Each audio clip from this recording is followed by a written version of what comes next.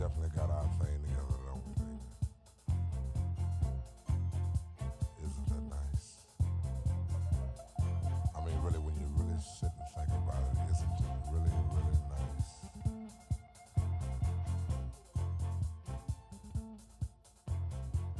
I can easily feel myself slipping more and more ways. That super world of my own. Nobody but you and me. We've got it together, baby.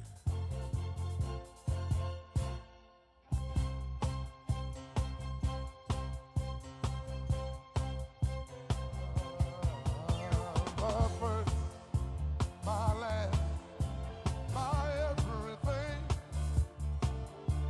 and the answer to all my dreams. You're my sun, my moon, my guiding star, my kind of wonderful. It's one of the great American success stories. A builder who left his mark on skylines around the world. A businessman with an extraordinary ability to communicate directly with the American people. A leader who grew tired of politicians, leading our country down a road to ruin. He didn't do it for money or power or fame. He had all that. He did it because of his love for our great country. And we will make America great again. Donald J. Trump beat the odds, smashed the establishment, and won the presidency for the American people. Donald Trump has defeated Hillary Clinton to become president-elect. Hillary Clinton has called Donald Trump to concede the race. It has been a stunning night. It has been a historic night. Washington, D.C., the establishment is terrified, and they should be. They were all of them wrong, making this one of the greatest upsets in American political history. Immediately upon taking office, President Trump changed things. But change threatened the establishment, and the establishment fought back. Democrat obstruction, phony investigations, the dishonest media, an incredible 92% of stories are negative. No president has seen anything like it. Despite everything they threw at him, President Trump delivered for the American people, and he delivered like never before. Building the strongest economy in American history, 7 million new jobs, the lowest ever unemployment for Black and Hispanic Americans, ending the Biden era of lopsided trade deals that sent our factories overseas, passing the historic USMCA, taking on China, winning the trade war, protecting and strengthening Medicare and Social Security, lowering the cost of insulin, delivering the first real drop in drug prices in 50 years, restoring our military, fixing the VA, bringing our troops home, and taking the world's deadliest terrorists off the battlefield. Soleimani, al-Baghdadi, ISIS, brought to justice. Moving America's embassy to Jerusalem, a new era of strength and solidarity with our ally Israel. Negotiating a historic peace deal between Israel and the United Arab Emirates, securing our border, miles of new border wall being built, illegal immigration dropped to the lowest point in a decade, tackling the coronavirus head-on, banning travel from China, mobilizing government, business, and the American people to manufacture masks, ventilators, and medical supplies, and launching Operation Warp Speed, an unprecedented effort to develop a vaccine to eradicate the coronavirus from the face of the earth in record time.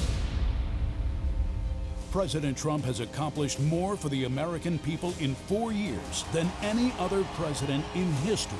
And in his second term, he will lead America to even greater heights, draining the swamp, rebuilding the economy, bringing back millions of jobs, creating 10 million new jobs in 10 months, new opportunities for all Americans, not just those at the top, lowering drug costs, expanding access to high-quality health care for every American family, defending America's police, restoring law and order to our cities, stopping illegal immigration and protecting American families, and ending America's reliance on China once and for all.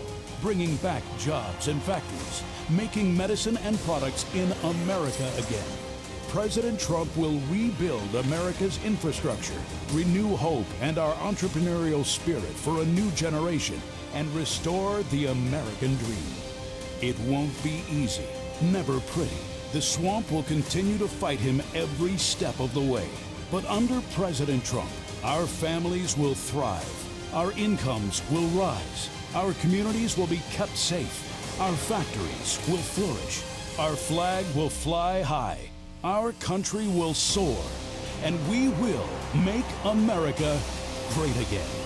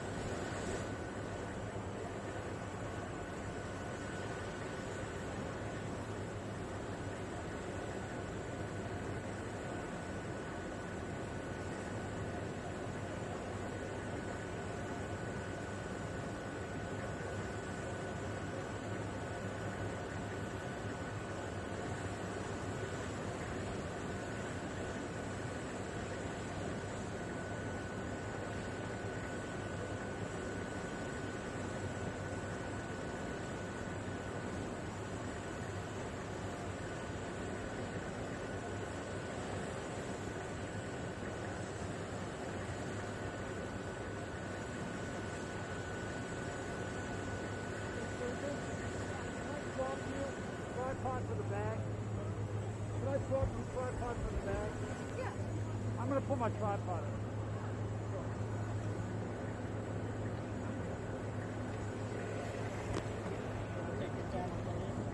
Got it? Got it? Got it. I'll warn you. I'll warn you. All right, thanks, Al.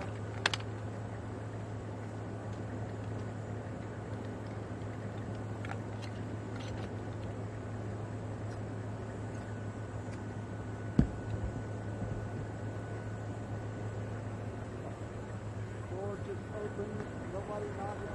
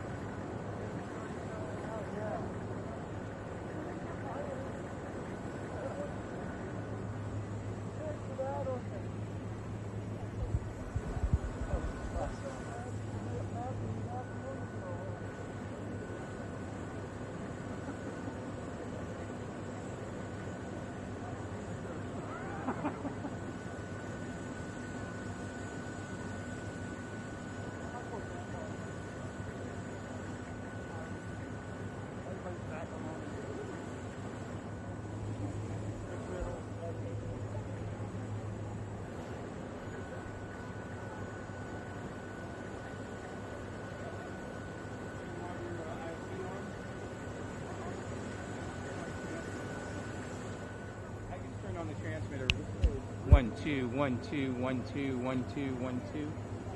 You should hear it, unless there's something wrong with the earpiece. Looks like it's in. Try for a second, plug your other thing in and see if it's the cable. I have another headset for you if you need it.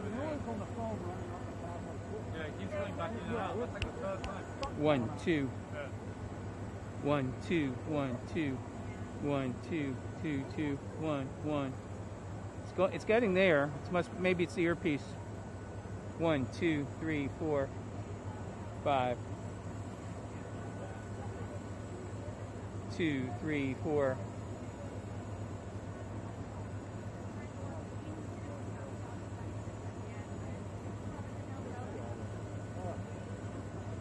If to test it, one way to test it is to pull this piece off. And just hold that to your ear and see if you hear it. 1 2 3 4 5 1 2. I'll get you another cable. No.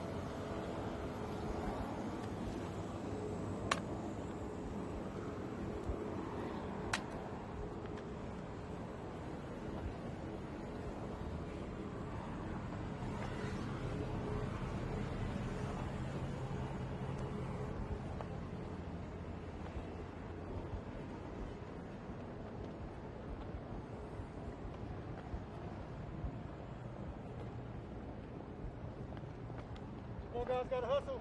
They're leaving us.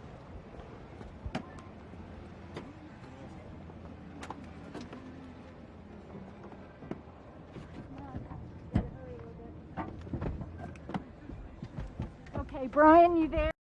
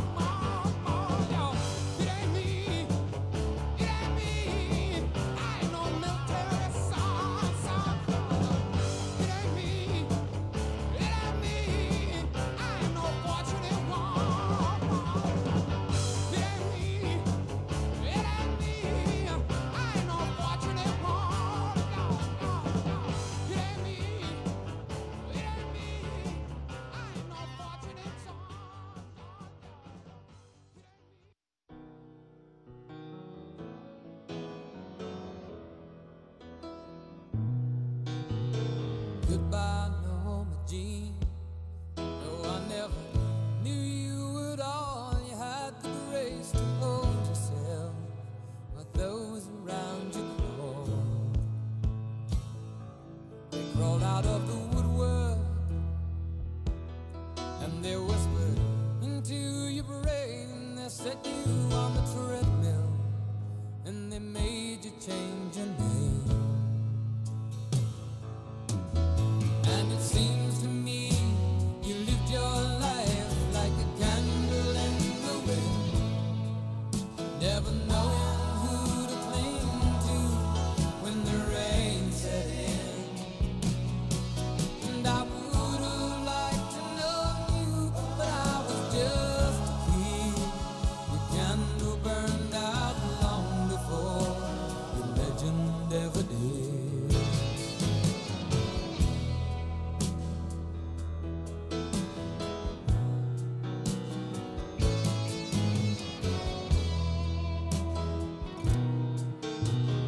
Loneliness was tough, the toughest road you ever played. Hollywood created a superstar, and fame was the price you paid.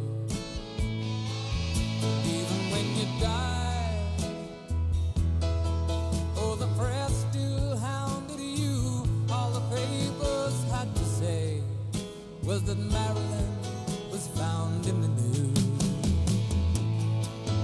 And it seems to me you lived your life like a candle in the wind, never knowing who to cling to when the rain set in.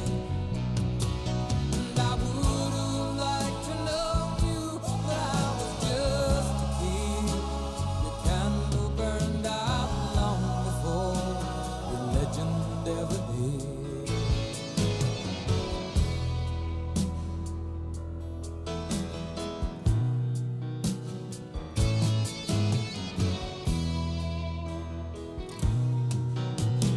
Goodbye, normal teen. Though I never knew you at all, you had the grace to hold yourself while those around you crawl. Goodbye, normal teen. From a young man in the 22nd row who sees you as something more than sexual, more than just our Marilyn Monroe. And it seems to me you lived your life like a candle in the wind, never knowing who to cling to when the rain set in. And I would have liked to know you, but I was just a kid. Your candle burned out long before your legend ever did. Your candle burned out long before your legend ever did.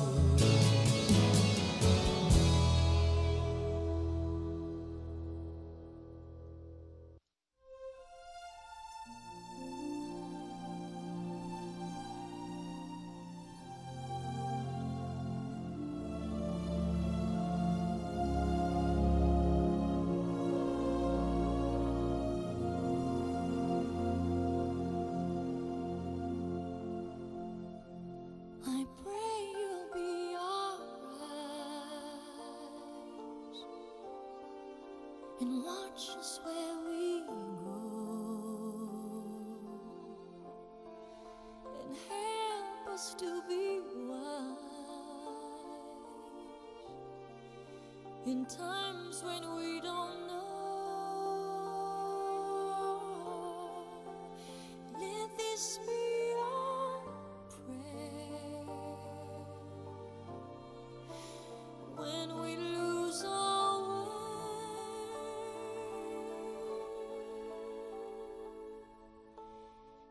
Lead us to a place, guide us with your grace, to a place where we'll be safe. La luce che tu dai I pray we'll find your light nel cuore resterà and hold it in our heart. a ricordarci che When stars go out each night, da sé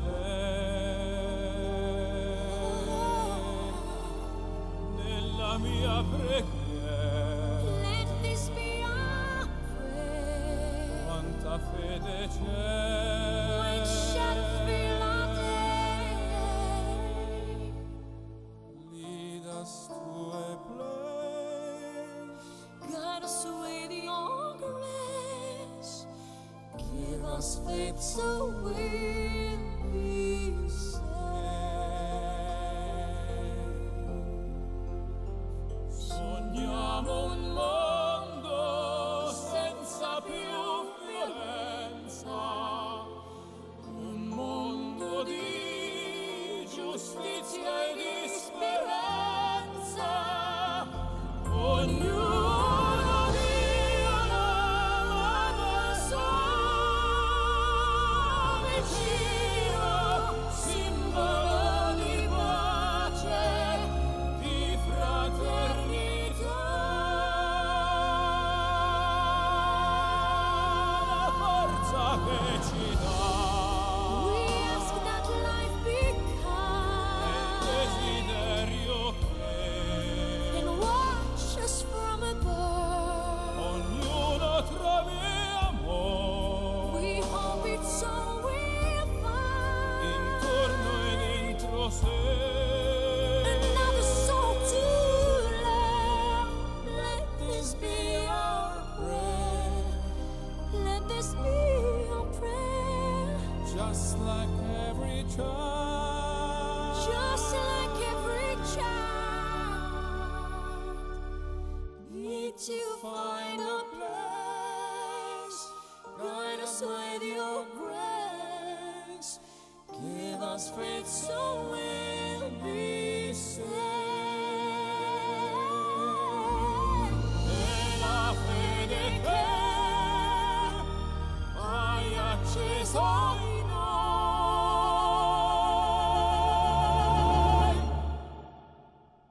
Sento che ci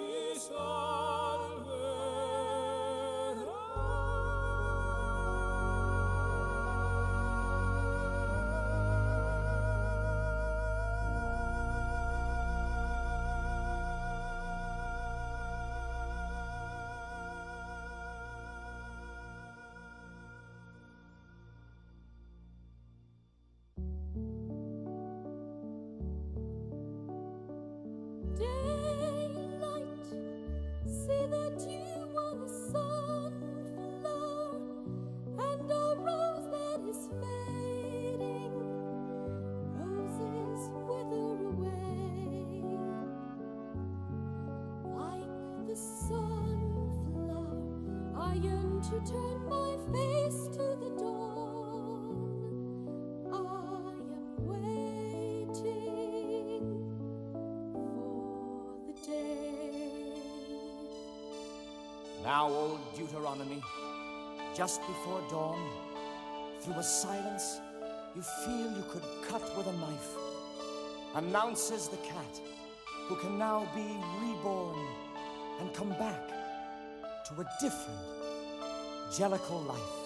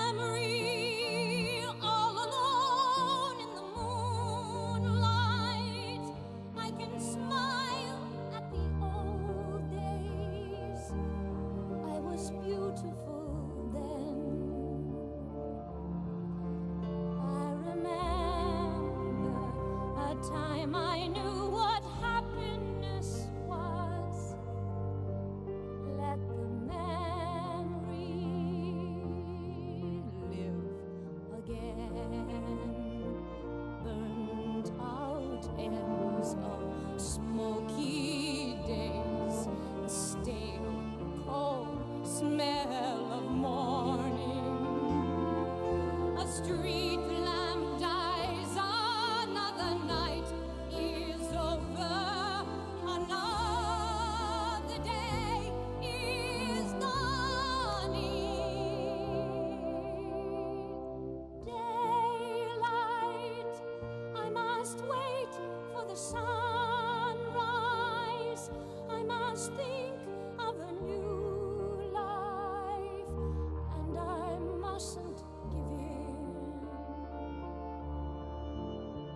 When the dawn comes, tonight will be a memory too, and a new day will begin.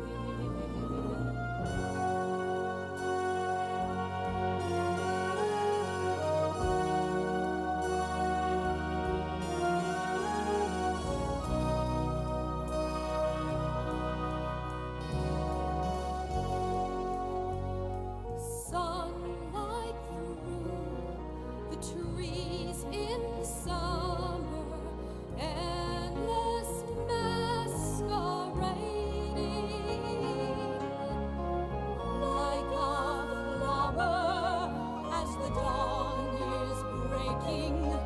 The memory is fading. Touch me, it's so easy to leave me all alone with the memory of my days in the sun. If you touch me, you'll understand what happiness is. Look, a new day has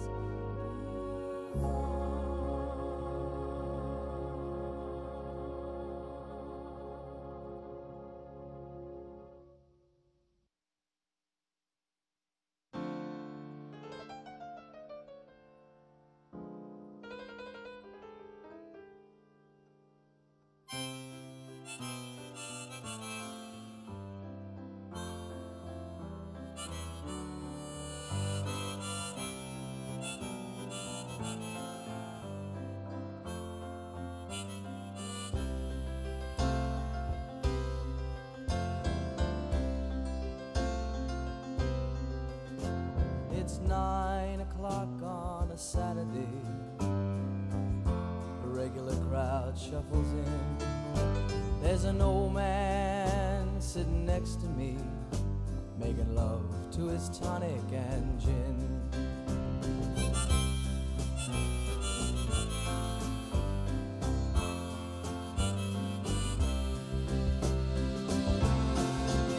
He says, son, can you play me a memory? I'm not really sure how it goes, but it's sad and it's sweet, and I knew it complete when I wore a younger man's clothes. La la la la la la la la la la. Sing us a song, you're the piano man. Sing us a song tonight. Well, we're all in the mood for a melody, and you've got us feeling all right.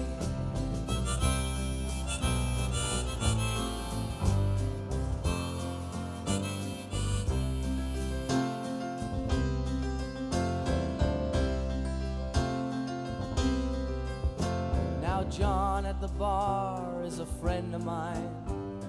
Gets me my drinks for free, and he's quick with a joke or to light up your smoke, but there's some place that he'd rather be. He says, Bill, I believe this is killing me, as a smile ran away from his face. Well, I'm sure that I could be a movie star if I could get out of this place.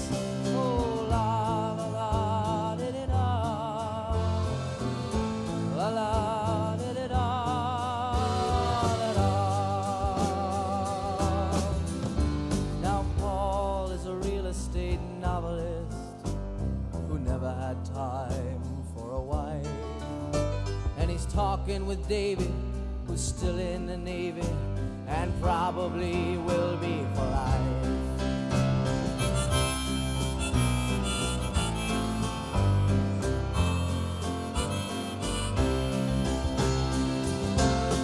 And the waitress is practicing politics as the businessmen slowly get stoned.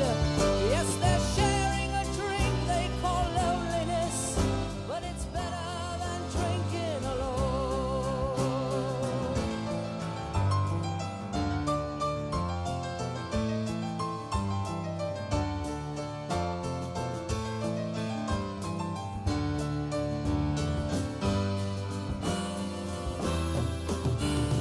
Sing us a song, you're the piano man. Sing us a song tonight.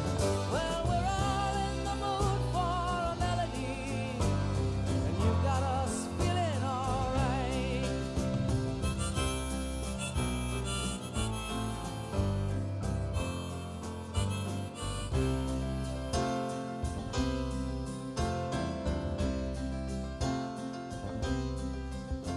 It's a pretty good crowd for a Saturday, and the manager gives me a smile, 'cause he knows that it's me they've been coming to see, to forget about life for a while.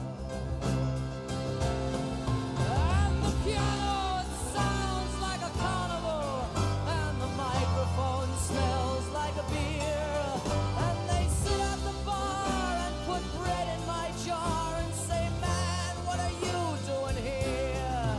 Oh, la la la, di-di-da. La la, di-di-da, da-da.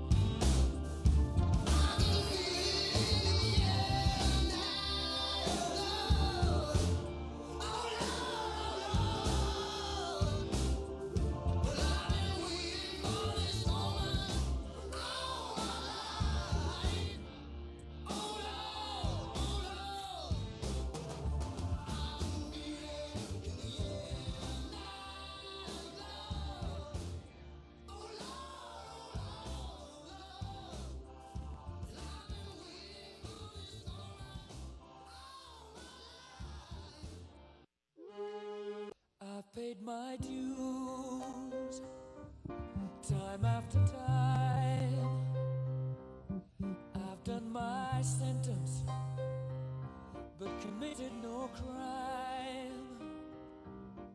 And bad mistakes,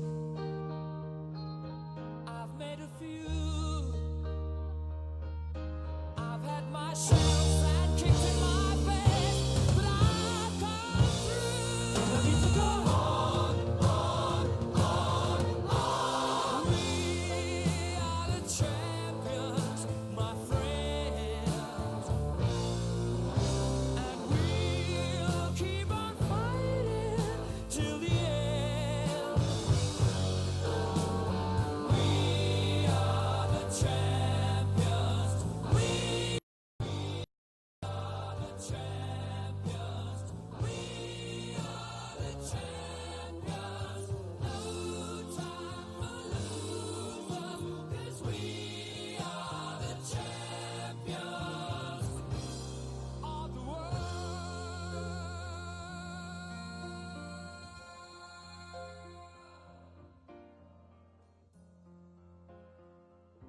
I've taken my bows in my curtain calls.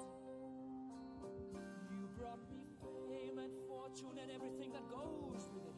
I thank you all, but it's been no bed of roses, no pleasure cruise. I consider it a challenge before the whole human race, and I ain't gonna lose. And I need to go on.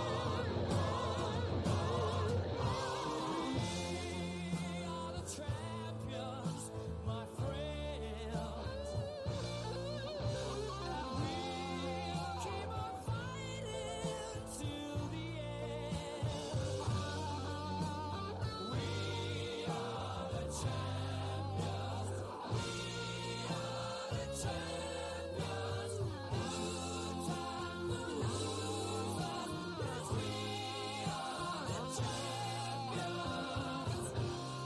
of the world. The champions, my friends, and we'll keep on fighting till the end. Oh, we are the champions. We are the champions. No time for losers, 'cause we are the champions.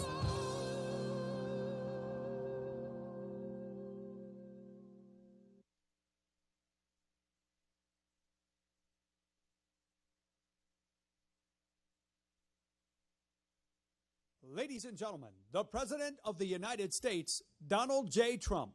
And I'm proud to be an American, where at least I know I'm free.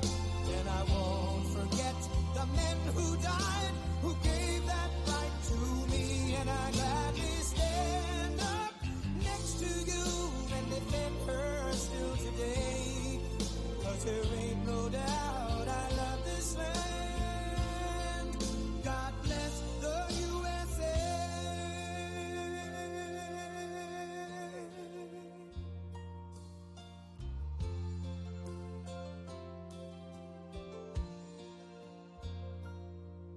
From the lakes of Minnesota to the hills of Tennessee, across the plains, Detroit to Houston, and New York to LA, where there's pride in every American heart, and it's time we stand and say that I'm proud to be an American, where at least I know I'm free. And I won't forget the men who died, who gave that right to me. And I gladly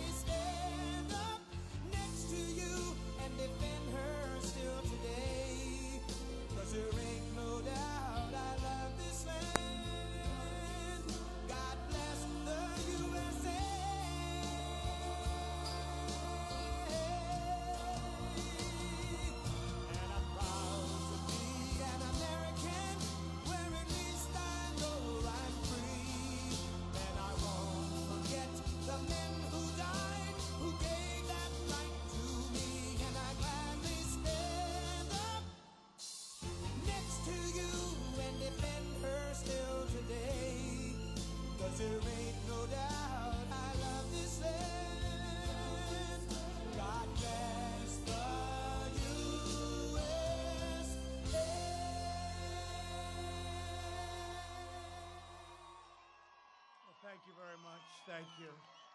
What an honor. Thank you very much.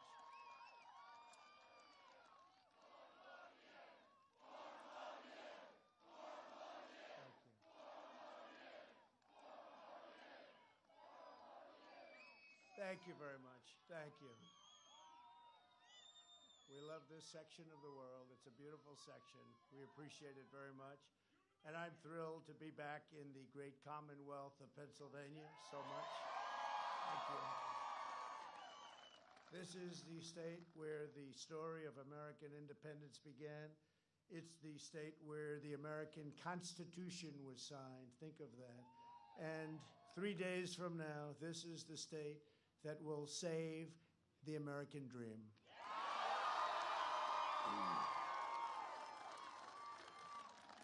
On November 3rd, we're going to win Pennsylvania, and we are going to win 4 more years in that very beautiful White House. We're gathered today in a very special place. In the harrowing days of December 1776, when the American Revolution seemed lost, General George Washington made his headquarters at this Bucks County farmhouse to plan his famous crossing of the Delaware. On Christmas night, he led what remained, and remained, very little remained, of that ragtag Continental Army on a daring midnight raid. It was a tough night. It was a violent night. They marched through 9 miles of ice and snow, many without boots on their feet, leaving a trail of blood in their wake. At dawn, they seized victory at Trenton. Their sacrifice turned the entire tide of the war. Those soldiers came from every walk of life, but what united them all was their devotion to the principle of self-government. They were determined to live in a country where power belongs to the people.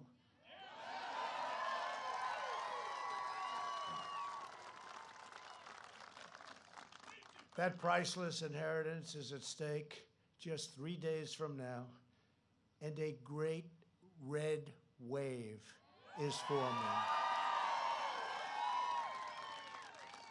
As sure as you're there, as sure as we're here together, that wave is forming, and they see it on all sides, and there's not a thing they can do about it. This is the fundamental question facing every voter in America. Do you want to be a nation ruled by the corrupt political class, or do you want to be governed by the American people? I ran for office 4 years ago because I could not sit by and watch any longer as a small group of Washington insiders continued to get rich, bleeding America dry. You're just bleeding America dry. Think of it.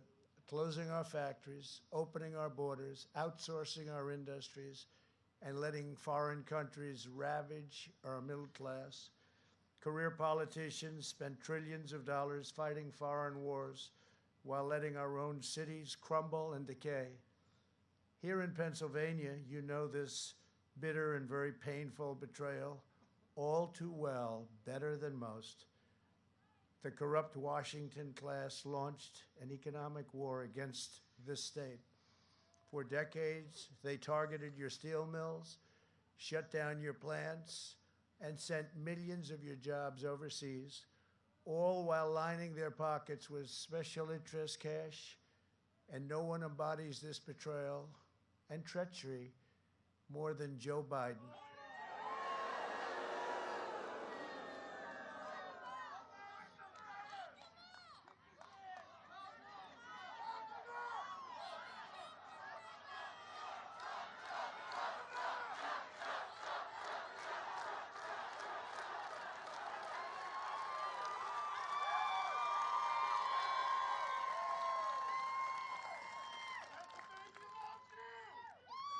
And worst of all, the suppressed media and big tech refuses to cover the crime. They refuse to cover. We've learned so much over the last 2 weeks. For 47 years, He supported every disastrous trade deal that enriched his cronies and impoverished your state. He wiped out Pennsylvania Steel. He was the cheerleader for NAFTA and China's entry into the World Trade Organization. Pennsylvania lost 50% of your manufacturing jobs after those Biden disasters. Then Biden pushed the job-killing Paris Climate Accord, an economic nightmare for Pennsylvania miners and every worker in our country. He backed TPP, which would have extinguished the American auto industry forever, forever. These betrayals not only made Biden's donors rich, they made his family rich. And as we know, he profited from the misery of unleashed work and horror given to Pennsylvania workers. He made a lot of money, and his family made a lot of money, and nobody knew about it until just recently. At the debate, I looked at him and said, Joe, you were here for 47 years, and you left only 3.5 years ago. Why didn't you do these things that you want done? Why didn't you fix it, Joe? And as you know, because I assume a number of you watched the debate,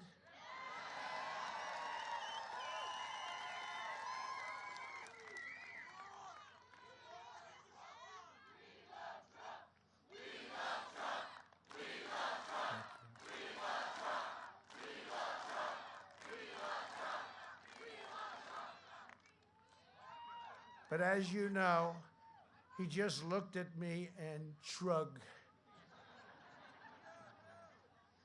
In fact, the anchor looked up and said, why did you do it? She couldn't believe it. You know, she was on his side. She said, why did you do it? Why did you do it, and why did you say it?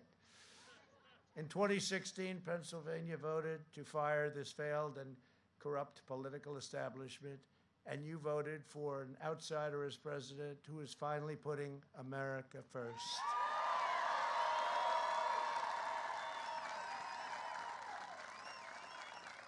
And if I don't look like a typical politician, that's very simple. It's because I'm not a politician.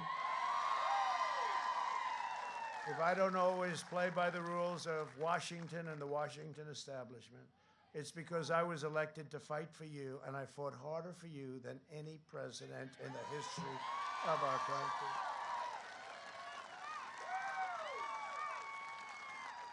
From day one, Washington insiders have been trying to stop me because they do not own me and they do not control me. They want control.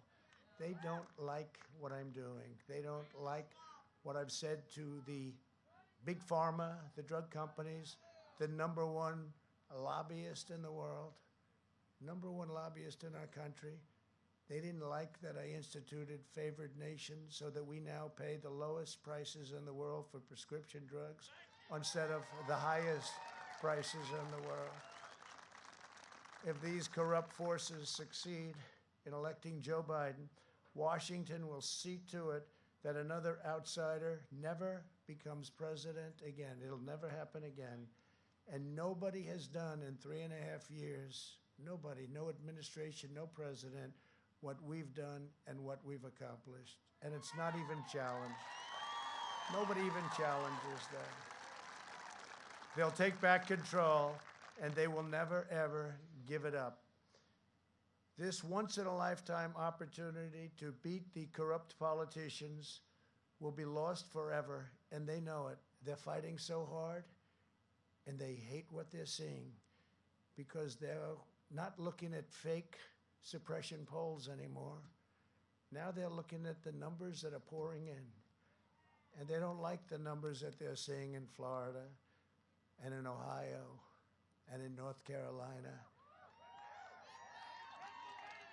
And we think in Pennsylvania, although those numbers come in late.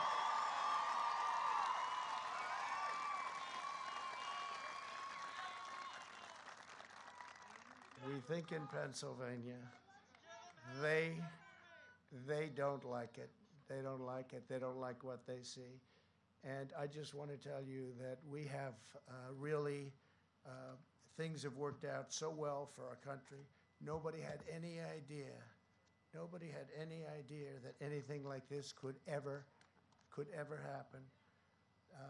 If you look at what's going on with, over the last 4 years, we've been building the biggest, strongest, and most secure middle class in human history.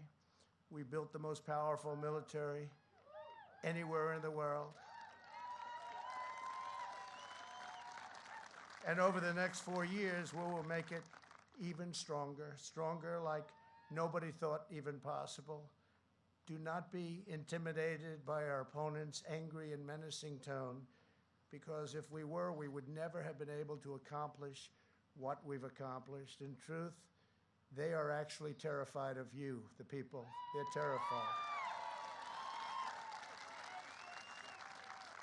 They're terrified that you will discover that you have the power to end their corrupt rule once and for all. We have to do it. When you see what's going on, we have to do it. We don't have a choice. Somebody said, "Do you enjoy this?" I said, "It's not a question of enjoyment. Believe it or not, I do. I shouldn't. Have to go check something, but I shouldn't." But, you know, today we're doing 3 rallies. Tomorrow we're doing 5, and the smallest crowd will be 25,000 people. Then on Monday we're doing 5 or 6, and I can't tell you what's going to happen. I think we'll just go home and rest. But they don't get to decide this election. This is your choice. We have to be very careful. We have to be very, very careful, especially in this state, more than any other state. They say you have to be very, very careful. What happens in Philadelphia, we have to be extremely, everybody has to watch, vigilant. Your decision, your future is at stake. As your president, I don't answer to the special interests of no interest to me. I don't take instructions from donors and lobbyists. I don't care about them. I don't care about them. I don't take my orders from the media, or as I affectionately call them, the fake news media. And as you know, they've turned out to be far more fake than we ever thought. And they've really turned out to be corrupt. They are corrupt. They are really corrupt. The word fake is not strong enough, especially after what we've seen, where stories, major stories, the biggest story anywhere in the world is absolutely not covered. It's hard to have scandal when you have no coverage. And they work in conjunction with big tech, and they protect each other, and they protect the Democrats, because with the Democrats, you don't have somebody up talking like I do about them.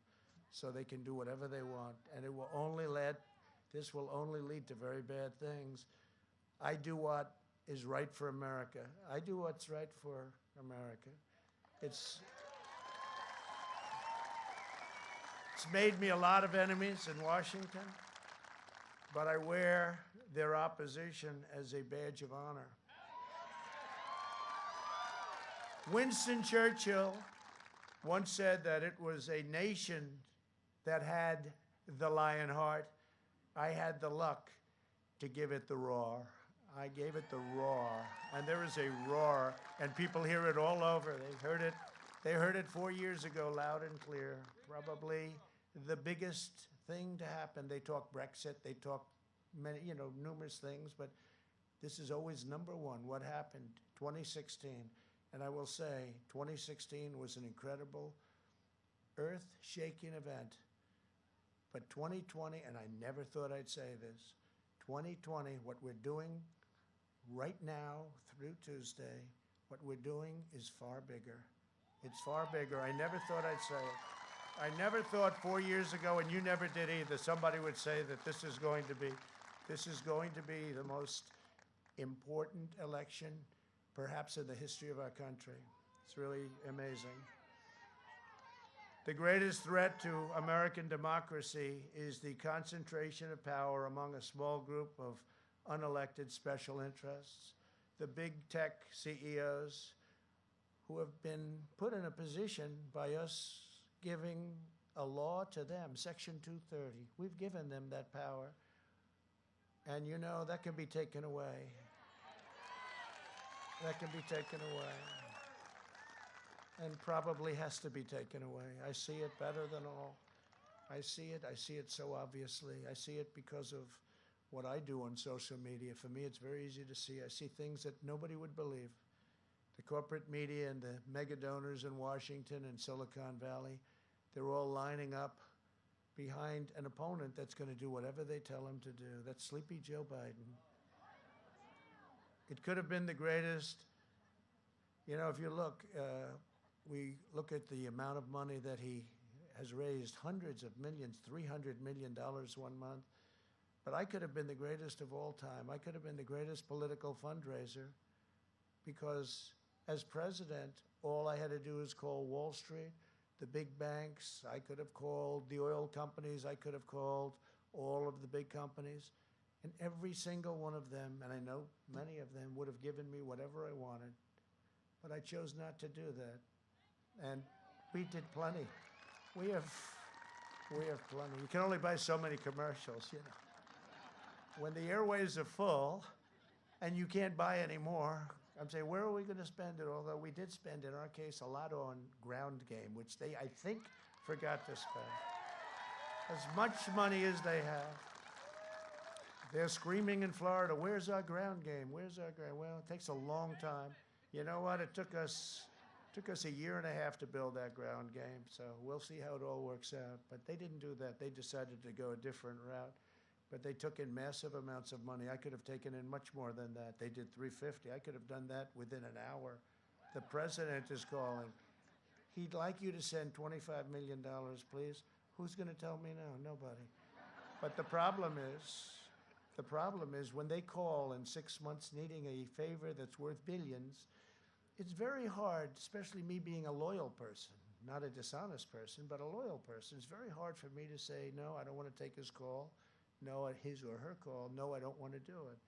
So it really, you're compromised. It would have compromised our nation. So I didn't want to do that. Joe Biden works for them. I know them very well. I know them far better than he does. I know him far better than he. Some are friends. Some are actually very surprised when I say, you don't have to bother. Don't worry. I don't think we can buy any more anyway, right? But he works for them. And when you see those numbers, 300, 350 million, so much they don't know what to do with it, where they're spending $25, $30 million on a congressional race that used to spend $500,000, you know something's going on. And it's not a good thing. And it's not the way I want to work. This was one opportunity to do something special. This isn't a company. This isn't making some money. This is one opportunity to turn our country around. And we're not going to blow it.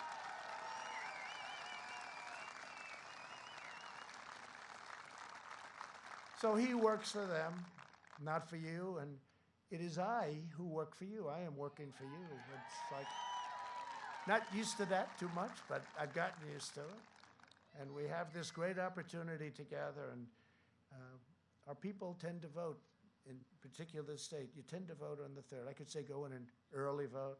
Don't wait till Tuesday. Vote today, vote tomorrow, vote on Monday. But I'm wasting a lot of time because you want to go. It's tradition, it's habit, it's the history of this state. Look at what you've done with this state. Look at the history of this state with respect to our country. And you want to go, so I won't even say go today, go tomorrow, go the next day, or go on the 3rd. We want election day. Thank you.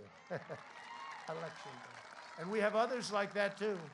We have others like that too. They want election day. It's going to be a great day. The more these corrupt forces oppose me, the more I know we are delivering real change, real progress, and historic victories for the American people. We have done great things with the country, including our military, our vets, the biggest tax and regulation cuts in history. We just received a poll. This was a real poll, not a suppression poll, where the vets gave us a 91% approval rating for the job that we're doing. Think of that, 91%, the highest ever. Over these last 4 years, we've been building the strongest and most secure middle class in human history. We have built the most powerful military in the world by far.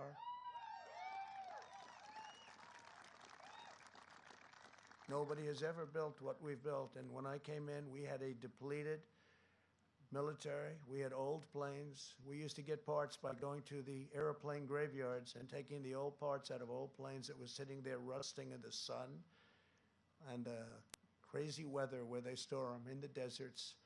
And that's what we were doing. We had a terribly depleted military. And now we have the best equipment anywhere in the world by far, all made in the USA.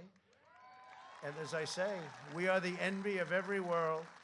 We are the envy of every world power. From China to Russia, North Korea, they look at us and they say, wow, what they've done. New jets, new fighter jets, bombers, tanks, missiles, rockets, nuclear. And just hope to God we never have to use it. Hope to God we never have to use it. But it's less likely that we'll ever have to use it when we have it. Okay? When we have it. We were in very bad shape militarily. A general came to see me, highly overrated general came to see me, actually. One of the world's most overrated generals. And he said, sir, we have no ammunition. Right at the beginning, you know what I'm talking about. Because we could have had conflict. He said, sir, could you hold it off? We have no ammunition. And I said, General, no president should ever hear that statement again. We have no ammunition. Well, now we have so much ammunition. Our problem is we have no storage. And over the next 4 years, we will make it even stronger. It's going to keep us safe. Last night, our brave special forces rescued an American hostage in a faraway country.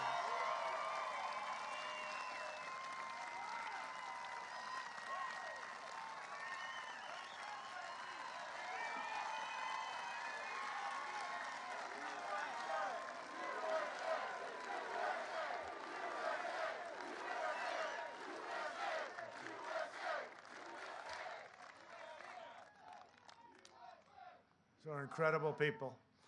And I was in Fort Bragg yesterday, and I met a lot of these incredible, talented, strong, both physically and mentally, the strongest, the best in the world. But we had a mission sent to a faraway land where they kidnapped an American citizen, and the kidnappers wished they had never done it.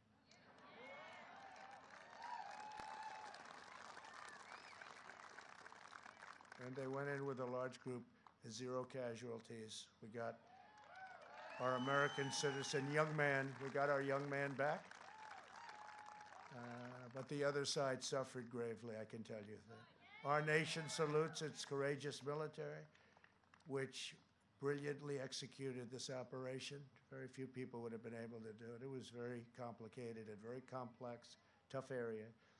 We celebrate the safe return home of an American hostage. We've gotten many hostages home.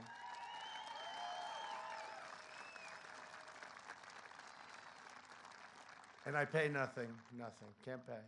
Once you pay, you'll have many, many more. We're 40-0. Robert O'Brien, who's doing a tremendous job, said to me, sir, you're 48-0. 48-0, think of that. We've brought many, many of them home. Some mostly in pretty good shape, some in very, very bad shape. Specifically, you know who I'm talking about. Came home in very bad shape, but sometimes that happens too. But we've brought many home, but we don't pay. You pay, once you pay, your numbers will go up 1,000-fold. We're boldly standing up to China. We achieved the most secure border in American history, our southern border. We have attained, in just a short period of time, American energy independence. And if we're up to the opposing side with the Green New Deal, the Green New Dealers, AOC +3, and you add Pelosi and Schumer, and you add Joe Biden, who really doesn't understand, so you don't have to probably. They'll tell him what to do. He'll do whatever they tell him, whatever it takes. He'll say whatever it takes. With the sunglasses, or the sunglasses. I said, I don't think I'm going to do that, but I watched those sunglasses.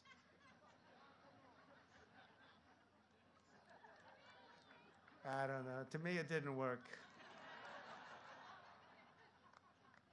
We're bringing our jobs, our factories, our wealth, and our troops all back home. They're all coming home. They're all coming home. And instead of endless wars in countries that even you very sophisticated people in some cases have never even heard of, we're achieving one historic peace deal after another. If you look.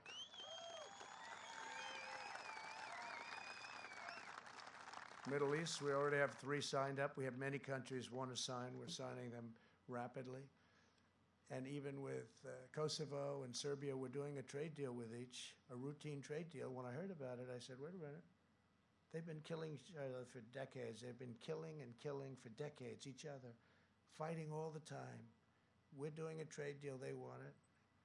They always want us. All of them want us. The whole world wants us. So we're in a great negotiating position. But I said, Kosovo, Serbia, we're doing a trade deal. You tell them we're not going to do the deal unless they make peace. And all of a sudden, they were hugging in the Oval Office. It's great, right? No. And it came through common sense, and it came for no money. Going to make a trade deal. We said, no, we're not going to make the deal unless you two start getting it. You're killing each other for decades and decades. That's all they do is they kill each other.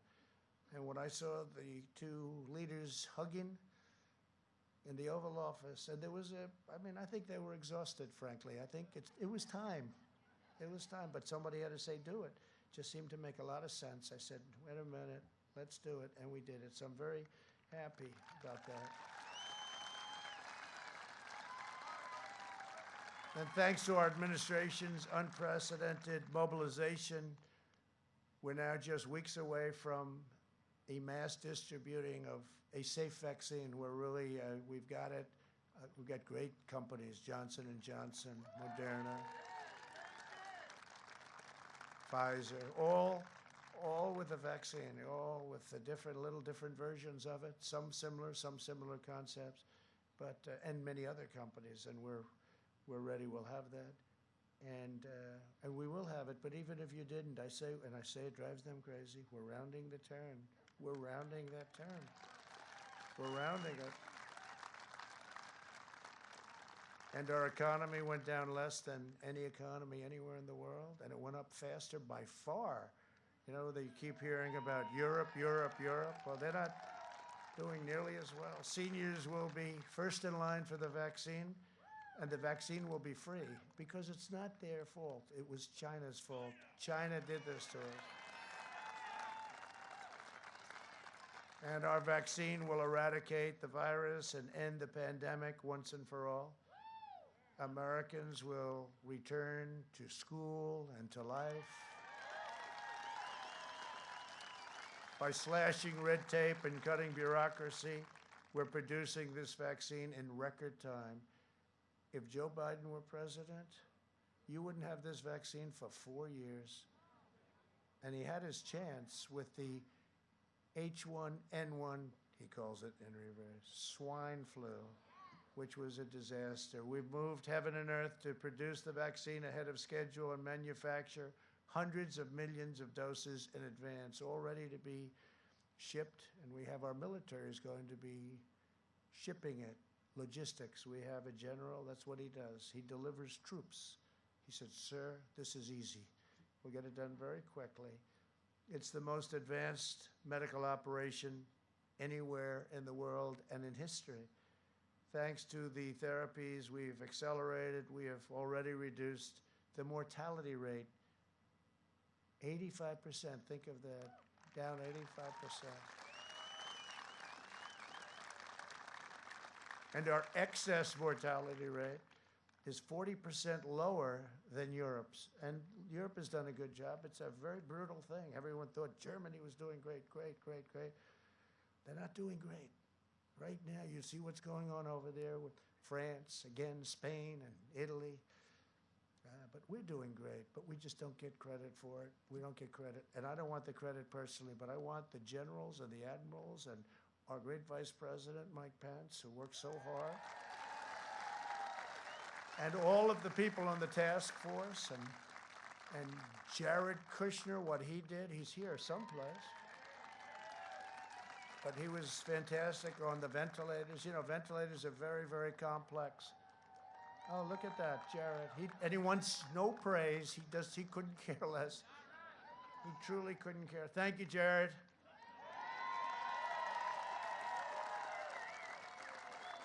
No, we had a tremendous just a quick story. We had a tremendous ventilator problem because we weren't equipped for a thing like this. This is once in 100 years. It was 1918, we're talking about the Spanish flu.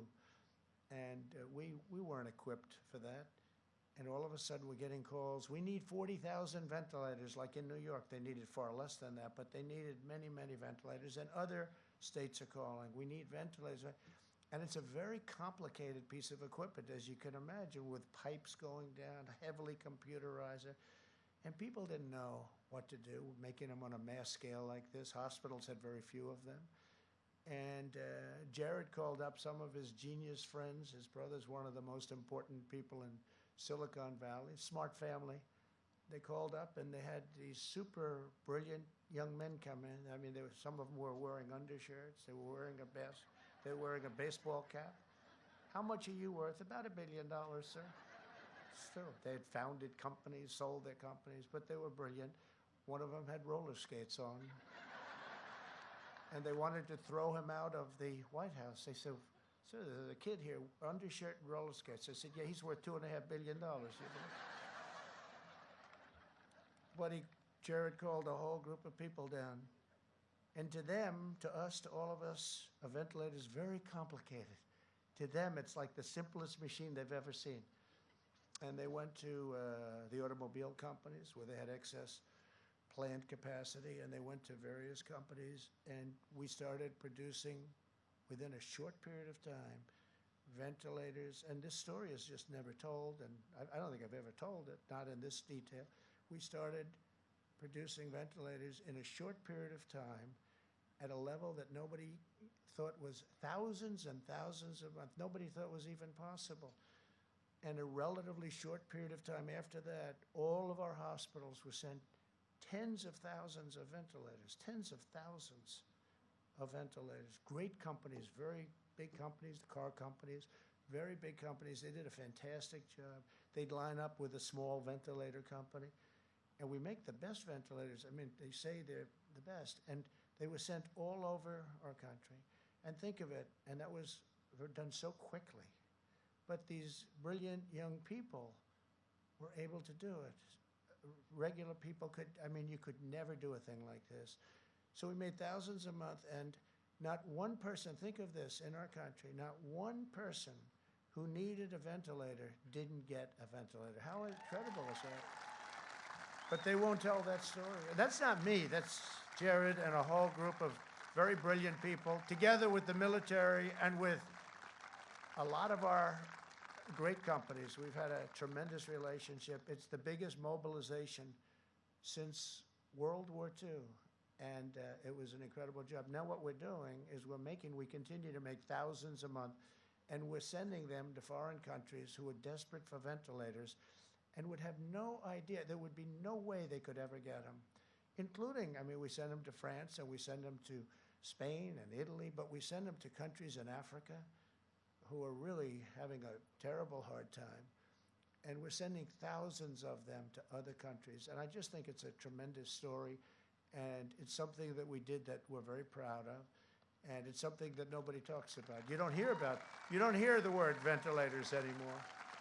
You know why you don't hear about it? Because we solved, there was a period of time, ventilators, for 3, 4, 5 weeks until they sent these super geniuses. And for 3, 4, 5 weeks, all you heard about was ventilators, ventilators, ventilators. Well, we took over something. The cupboards were bare.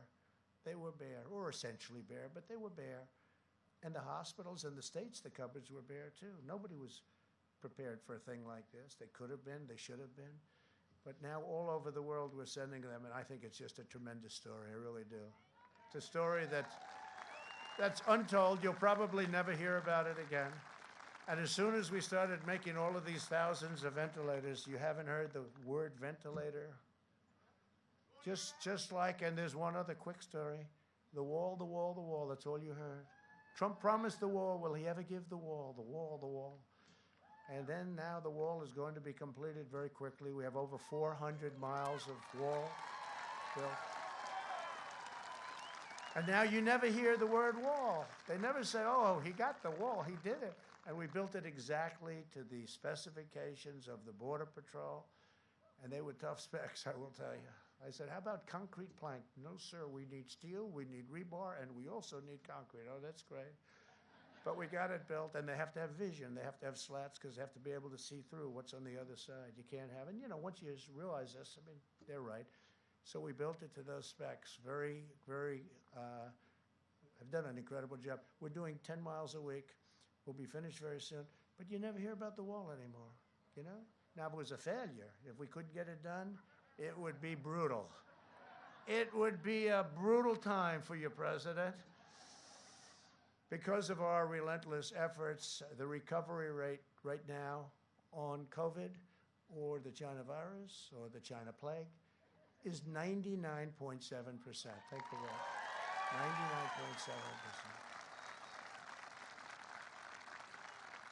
And I'm here. I'm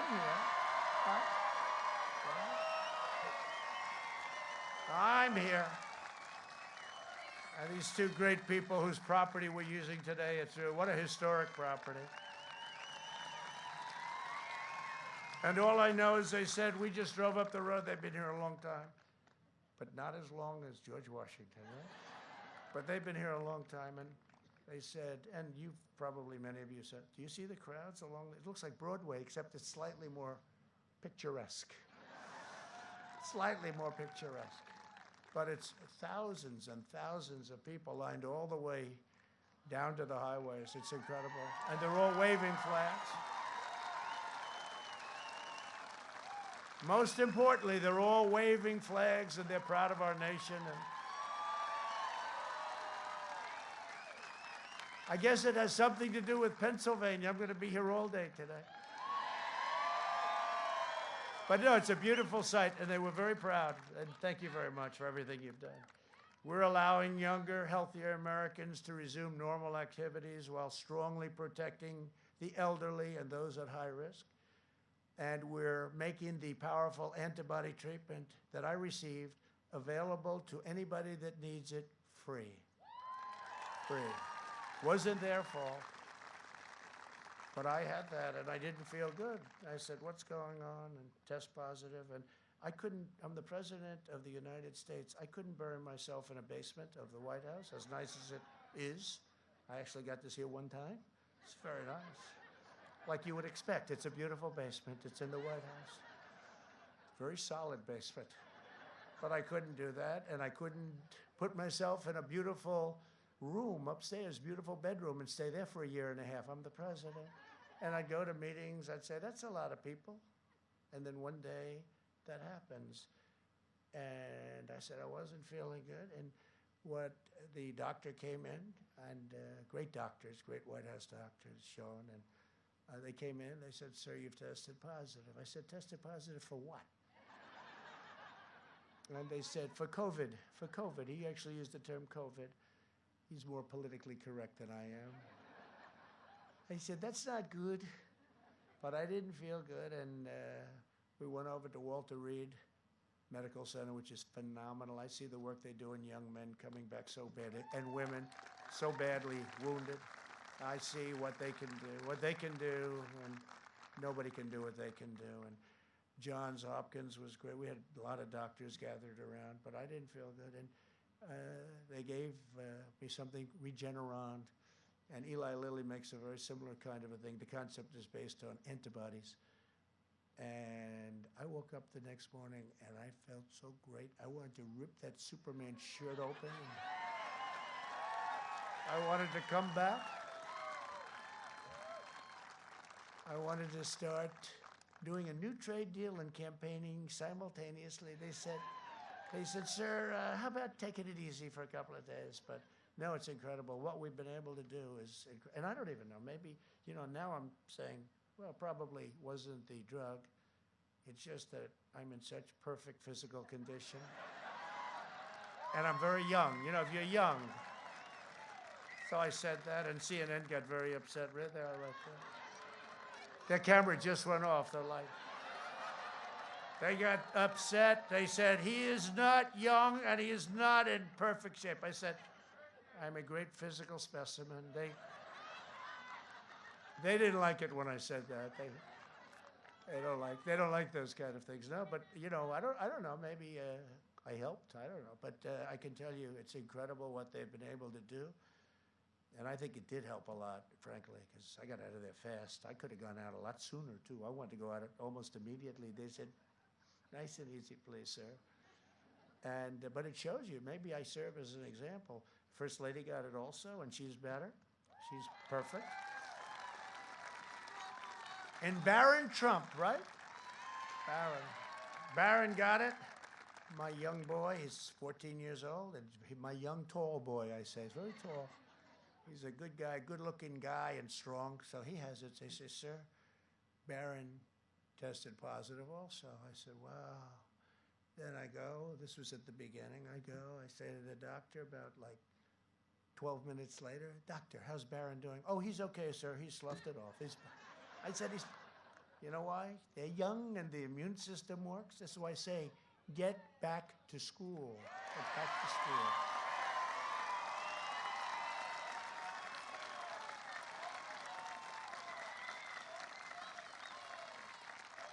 Get back to school.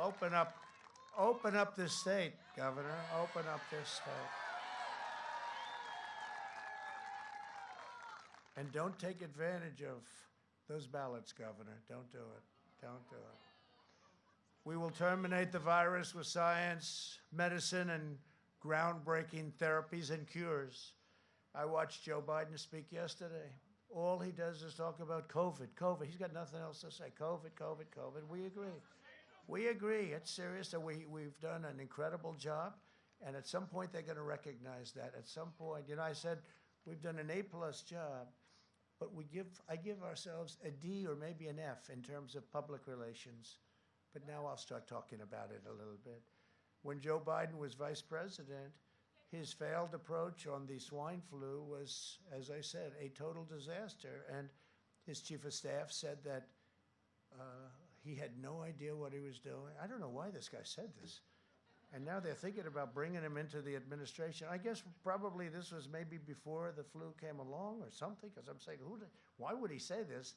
He goes, quote, we did every possible thing wrong. And 60 million Americans got H1N1, far less lethal, by the way, far less lethal. And in that period of time, and it's just purely fortuitous that this isn't one of the great mass casualty events in American history. This is Biden's chief of staff. Think of what he said. Where did this guy come? You're going to bring him back? It had nothing to do with anything we did. We didn't do anything right. Now think of this. And then he's saying, we want to take over what you're doing, right? He says, we want to take over. Remember he said when he first started running that I did a poor job because I didn't act fast enough. I acted in January. We had almost no deaths. Now think of this. And I said, China is heavily infected. They can't come in. And I went up against Dr. Fauci and others that said, no, you shouldn't do this. You shouldn't do it. I said, listen, they're infected, heavily infected. Let's close off China. So I did that. I closed off Europe. I did that. Saved, and Fauci would tell you, saved tens of thousands of lives, much more than that. And then when you think, okay, I mean, we saved thousands and thousands of lives. And then Biden is campaigning. And he was 2.5 months later, he said, we have to get tough. And he called me xenophobic because I closed. 2.5 months later, then he runs, and he said, he should have closed the country earlier. I said, I don't think he's going to get away with that. And let's see what happens on November 3rd, because if something happens that's wrong, where he did get away with that. Now, here's a guy, not the smartest guy out there, and he never was, but now in particular, he's not doing too well.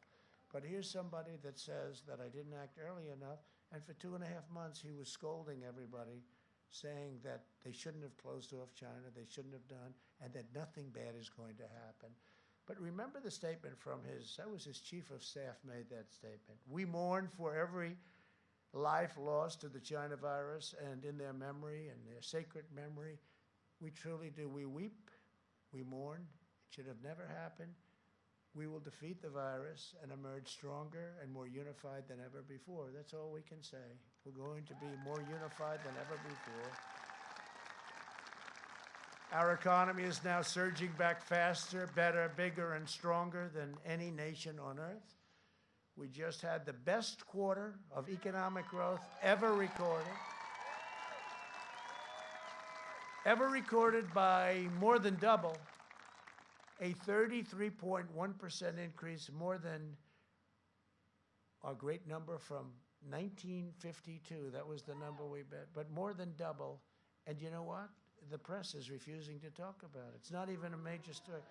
It was, one of the analysts said today, it was the greatest economic number that they have ever seen. Okay, GDP up 33.1%. That means it grew 33 in a quarter. And the press barely mentions it, not even on the front page of newspapers, because that's the game they play, it's suppression. That's why we have to win. We can't let them do this. We have to win. This was according to a certain very important person, and Larry Kudlow, who's a terrific guy, and other people. Sir, this is the greatest financial number probably ever recorded in our country. Think of that. That's a big statement. And double, more than double, a number from 1952. And it's barely covered.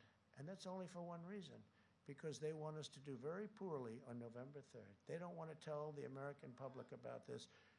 The one advantage I do have is I do have a way of getting the word out, but it's very tough when they pick it up. Even this, they won't pick this up. I made a statement, strong statement. They won't pick it up because it's good news. They'll fabricate stories. They'll make up false stories. They'll put you at #1 on Twitter all the time. Stories that aren't trending. These stories are so boring. They'll make up, the Times will write false stories all the time, and they'll put them, and yet they won't talk about the Biden corruption. They won't talk about where's Hunter, and they won't talk about, don't feel bad, the cameras are all off, don't worry, we just lost the last camera, I'm sorry. But they won't talk about the fact that Hunter got $183,000 a month to sit on a board of Burisma and got $3 million, perhaps $3 million up front. They won't, who had no job, who had no experience in energy. They won't talk about the fact that the wife of the mayor of Moscow gave him $3.5 million, right? For what? They won't talk about the fact that the father went to China in Air Force Two.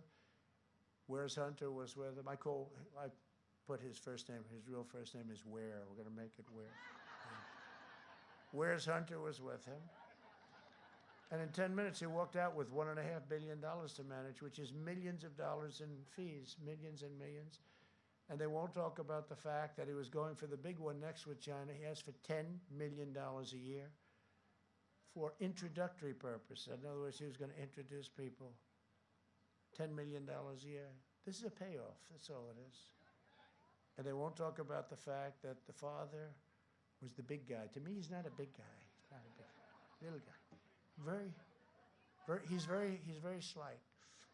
Remember when he said a year ago, he said, I'd like to take him to the back of the barn? That's okay. I went like this. I'll take him to the back of the barn.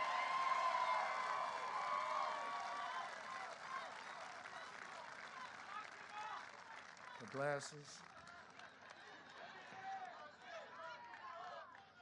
Next year will be the greatest economic year in the history of our country if we don't raise taxes. If Joe Biden is elected, he will delay the vaccine, prolong the pandemic, close down schools, and impose a nationwide lockdown. That's what they're talking. Can you imagine going?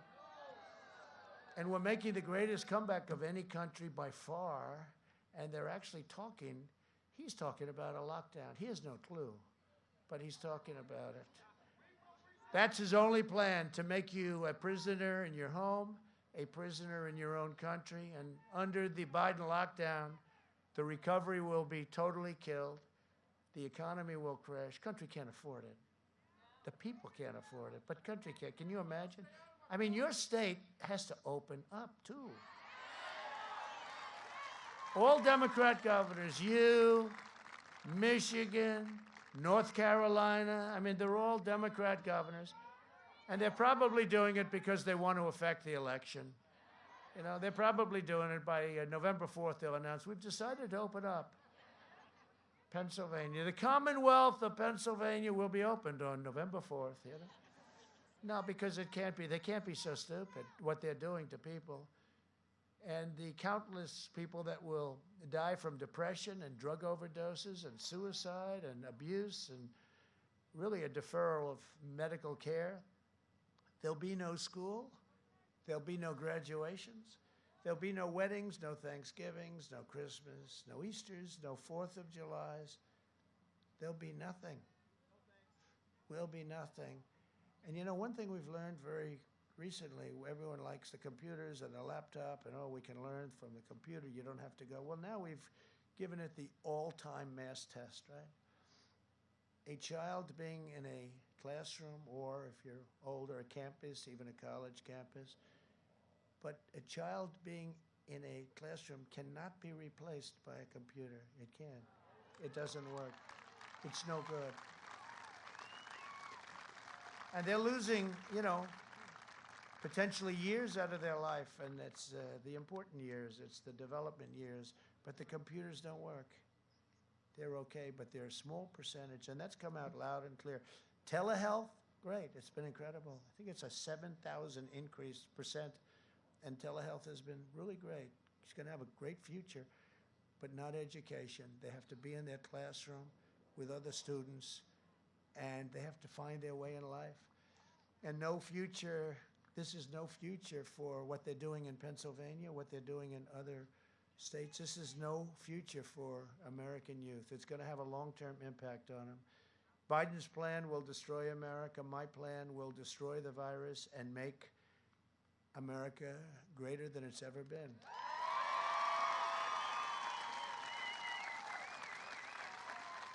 And the skyrocketing cases in Europe have shown draconian lockdowns, and that's what they are. They're draconian. Do not stop the virus. They've done it. Italy was so locked down. Now it's starting all over again. They just don't. It's a terrible thing that was unleashed on us, and we should never forget what happened. We should never, ever forget that China could have stopped it. They stopped it from going into the rest of China, but not from going to Europe, the United States, and the rest of the world. We can never forget it. But the far left is determined to lock down America because what they crave more than anything else is power and control over you. Joe Biden has made a corrupt bargain in exchange for his party's nomination. He has surrendered his party to the radical socialists, left-wing extremists, anarchists, looters. Today's left tolerates no challenge and allows no dissent. You see that. They have it locked. They have it locked down. That's the ultimate lockdown. You can do horrible things, or you can do nothing wrong, and they'll put in phony stories. I'm actually a victim of the opposite. I'm just thinking of that while I'm talking to you. They do phony stories that are totally false, and they'll put them up, and there's nothing you can do. There's nothing you can do except explain it away. If you disagree with them, they try to humiliate you, smear you, and cancel you. Cancel culture, right? They control Joe Biden, and he's so easy to control, just like they control every Democrat House member and every senator.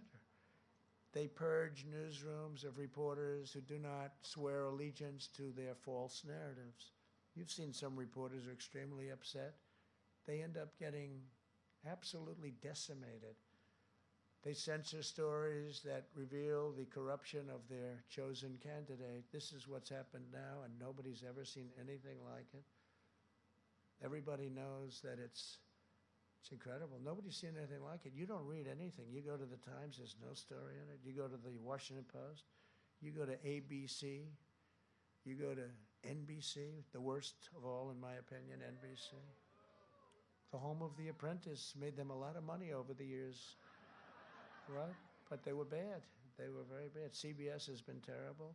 CNN is just absolutely ridiculous. Thank goodness they have lousy ratings. Thank goodness. And MS, I call it MSDNC. How about MS? No, what they do is just absolutely, it's not even thinkable. It's not even to be believed. They totally close it down. And you can't have scandal when nobody's reporting about it. And the level of power is pretty incredible. And I heard this 4 years ago. Sir, you cannot compete with big tech. You cannot compete. The networks were against. It was the same group. And then I won. I said, see, they're not very powerful, but you know what? They are. And now they're at a level that nobody's ever seen before. Nobody, and they're blatant about it. Now they just say, we're doing it. We don't. New York Times, they apologized to their subscribers because they were losing tens of thousands of, after the last election, tens of thousands of subscribers. And they wrote a letter of apology. I couldn't believe it. And they really got good for about 2 weeks. And then they got worse than ever. I mean, it's every day a phony story after story after story. They have a story about taxes. I don't pay taxes. And I call my people, what do I pay? Oh, no, you paid many, many millions of taxes, sir. But you prepay your taxes. Oh, well, why aren't they mentioning? I prepaid millions and millions of dollars of tax. I prepaid. That's worse than paying taxes. I'm prepaying. I say, why do we prepay so much? Because these are estimates. When you're negotiating taxes, these are estimates. You're prepaying estimates. How much? Many millions of dollars, millions and millions. But they don't do that. We call them, we tell them, and they say, well, that's prepaid. Well, prepaid is worse than, right? I mean, how good is that? We're prepaying. But they don't put that in the story. These are very corrupt, very dishonest people. They tell you that rioters are peaceful protesters because you're not allowed to have. I had it yesterday in Minnesota where we're going to have over 25,000 people. And the governor of Minnesota, radical left Democrat, and the attorney general, they said, no, the most you can have is 250 people. To my people, they said that. And so my people said, so we're going to close it down. We had thousands of people. I don't know, you probably all saw it last night. Tens of thousands. We're going to have 25, 30,000 people. And don't forget, they've done a terrible job in Minnesota where they let Minneapolis burn down. And they could have called us a lot sooner. We went in, took us about, what, 25 minutes to solve the problem. No, we could have gone in there. We were willing. We called them. We were willing to go there immediately instead of having everybody running away. And they have a very good police, or they had a very good police force, but they don't let them do what they have to do.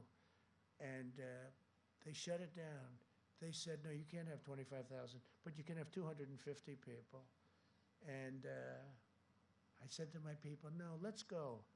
Let's speak in front of the 250 million. What I didn't know is that thousands of people were going anyway. They just went. They just went.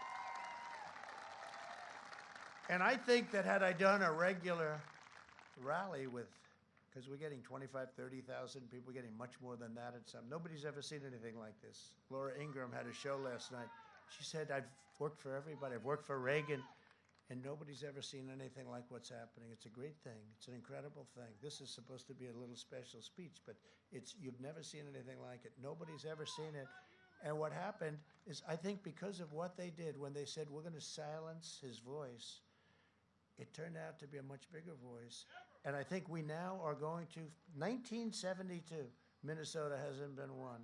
Between Ilhan Omar, who, as you know, comes from Minnesota, I think Omar, a couple of other things, the riots, but I think what happened is they made this into a massive event. And people are tired of it. And I think we will win Minnesota. We were very close last time. And we should win it when they let Minneapolis burn. We should win it, but I think we're going to win it. And again, 1972 was the last time. Can you believe that? I think we're going to do it. We'll find out. You're going to know in about, well, I hope based on the Supreme Court, they don't delay it too long. This decision yesterday, I will tell you, was not a good decision. Where you're allowed to wait days to count and days to have the final count. You're allowed to have time limits beyond November 3rd. So what does this mean? The whole world and our nation is going to be waiting and waiting and waiting to hear who won? No, you're going to be waiting. You're going to be waiting for weeks. And a very dangerous thing happens November 3rd, and now you have to wait and wait. And very bad things can happen with ballots during that period of November 3rd to whatever date they gave them, many, many days. So you're going to be watching on November 3rd. I think it's highly likely you're not going to have a decision because Pennsylvania is very big. And as you know, there was another state, but perhaps other states involved. This is a terrible thing that they've done to our country. And that's the United States Supreme Court I'm talking about. That is a terrible, political, horrible decision that they made. We're going to be waiting. November 3rd is going to come and go, and we're not going to know. And you're going to have bedlam in our country. And you're going to have this period of 9 days or 7 days or whatever it is. And many bad things. Ballots are going to be, oh, we just found 10,000 ballots. Oh, that's good. We just found another 10,000. This is a horrible thing that the United States Supreme Court has done to our country. And I say it, and I say it loud, and I say it proud.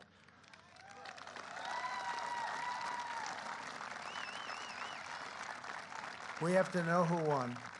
We have to know who won. They tell you the police officers are villains. This is the group. And they're heroes. No. They even tell you that your children must be indoctrinated to believe that the heroes who crossed the Delaware were driven by hatred and malice. They change your history. A vote for Joe Biden is a vote to give this radical movement absolute power and unchecked control over every aspect of American life. Joe Biden, he's not all there.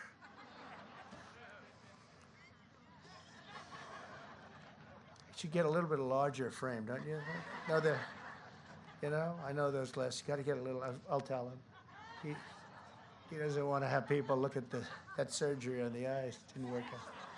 Joe Biden and the socialist left are absolutely convinced of their own moral superiority. I don't know if he is but they are. They are. He isn't. Look, let's face it. He's shot. Same time. Who said that? Who said that? That was exact timing, right? You copied me from another space. While their agenda devastates the poor and the American middle class will be devastated. They support crippling shutdowns that crush the blue-collar jobs while they stay home and work. They close down your schools, your children, while they hire private tutors for their children. They ban you from going to church while they let left-wing extremists burn down your church. You can only meet if it's a protest. So you know what we do? Like even in this state, I call this a protest. Otherwise, they don't let you meet. You can't go to church, right? You can't go to church. What they're doing to our churches and our synagogues and all of that is just terrible. You see what's going on. Even when the church wants to go into a field and stay apart, they say, no, you can't do that. You know, it's like a terrible thing. They lecture you on the need for open borders that flood your cities with illegal drugs and gangs while they themselves live in walled-off compounds. They want to defund your police and confiscate your guns simultaneously while they themselves are protected with armed guards. No, we will protect your Second Amendment 100%.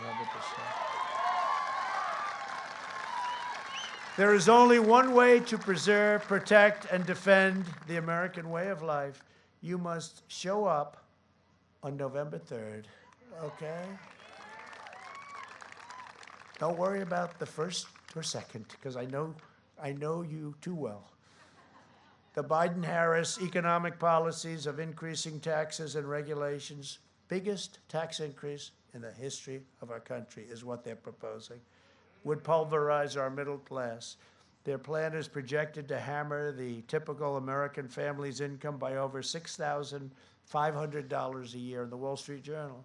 By contrast, I cut taxes and regulations at a level nobody's ever done before and raised middle-class families' incomes over $6,000 in just 3 short years. And that's not including energy, which is a tremendous, what we've done with energy is tremendous. Joe Biden has pledged a $4 trillion tax hike, socialized medicine, an avalanche of job-killing regulations, a return to globalist trade deals, and he vowed the total destruction of the Pennsylvania oil industry and fracking. Fracking is gone. Fracking is gone. And he said that loud and clear for a year until he realized that he has to win in Pennsylvania. But fracking is dead because their side, it's dead. You saw AOC go out and say, no, no, no, you can't say that when Biden switched. And he never had one question from the press. How could you say it for a year and then all of a sudden switch when you walk into Pennsylvania? Now, fracking would be dead. Joe Biden's plan to abolish American energy is an economic death sentence for Pennsylvania. A vote for Biden is a vote to ban fracking and to send your state into a nightmare of poverty and depression. That's what's going to happen. It's your single biggest industry by far, probably 1 million jobs one way or the other. And what it would do to our country, because our country has low energy costs. You and Texas and others. Think of Texas. He's running in Texas. We're doing very well in Texas, but if you believe the fake news, they'll tell you, oh, it's very close. It's not close at all. And it wasn't close 4 years ago. Think of Texas. It's very close. He's against oil, he's against guns, and he's against religion.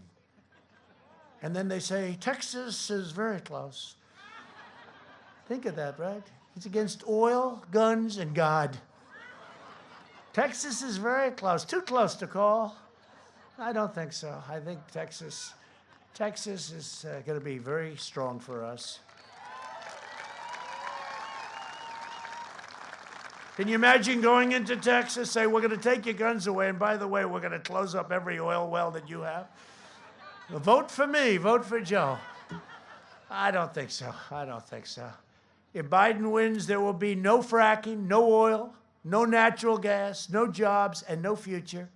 Under Biden, gas prices will explode, family incomes will plummet, and the fracking industry will be outlawed forever.